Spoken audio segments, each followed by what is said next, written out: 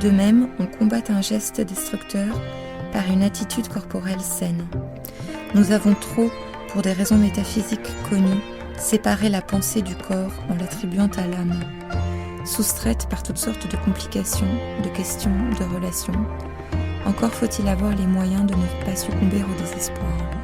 Se libérer des silhouettes qui ont masqué la nôtre, se séparer des interdits. Plus nous avons connu l'opulence lorsque nous étions enfants, moins nous aurons de difficultés à nous acheter de bons ingrédients, à cuisiner avec des aliments de qualité, à nous permettre de choisir le meilleur pour nous-mêmes. Car dans le cas contraire, nous vivrons dans l'angoisse silencieuse, pour tout occidental, à dépasser la philosophie de Descartes et le dualisme, c'est-à-dire l'idée que l'être humain est composé de deux substances distinctes, l'âme et le corps, dont l'union devient du coup problématique. Dans le premier pas de cette réflexion que j'avais intitulée « La traversée du corps », d'autres personnes passent le cap de l'essai.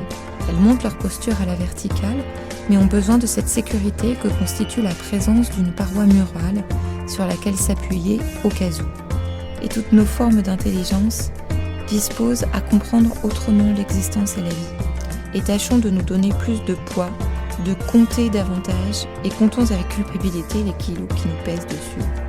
Nous nous sommes alors laissés impressionner par des gens qui, à nos yeux, prennent une importance qui n'a pas lieu d'être. Ou à l'inverse, notre équilibre et volonté ont été rompus, déséquilibrés par une parole blessante, et nous donnons à cet affect un poids.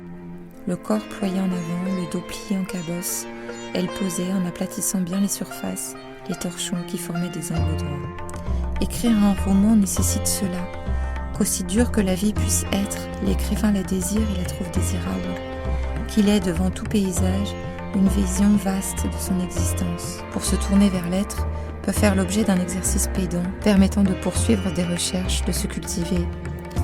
La musique remet à leur juste place les obstacles de notre existence.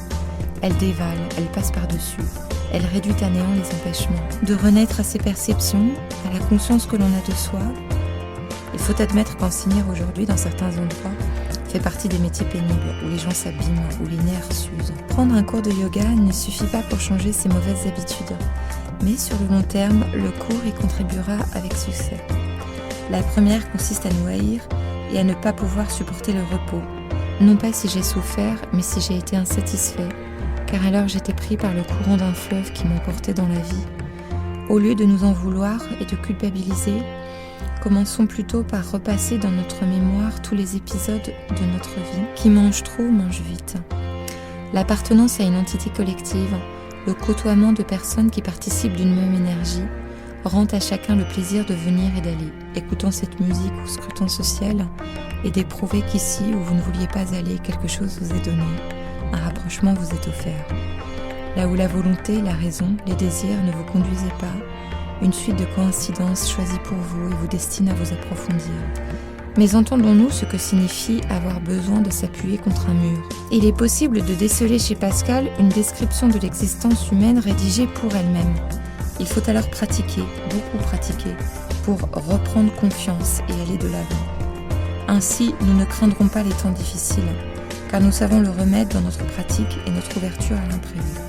Sans être naïfs, nous pouvons nous épargner l'impact d'un geste, d'une parole, d'un silence blessant, en ne les prenant pas personnellement. Pour qui s'y adonne intensément, le pas décisif vers la confiance et la liberté est franchi le jour où nous comprenons que nous pouvons tenir tout seuls, par nous-mêmes, sans nous appuyer sur quoi que ce soit.